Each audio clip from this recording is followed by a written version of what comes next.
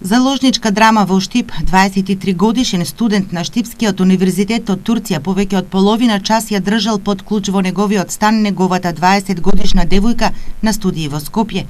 Имено според полицискиот извештај, синоќа двајцата се сретнале на договореното место на градскиот плоштад околу 20 часот, пошто заминале кај него дома. Тогаш тој ја заклучил вратата и го сокрил клучот, пошто прво вербално, а потоа и физички ја нападнал, удирајќи ја по лицето и телото.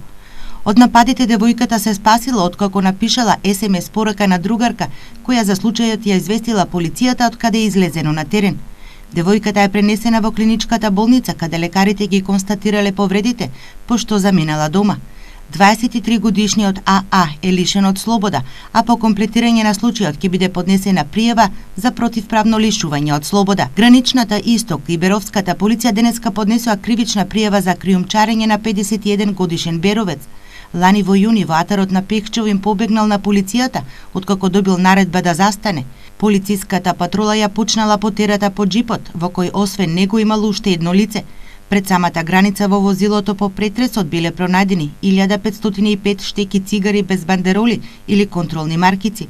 Царинската управа проценила дека вредноста на криумчарената стока е повеќе од 1.128.000 денари, а вредноста на неплатената акциза околу 599.000 денари.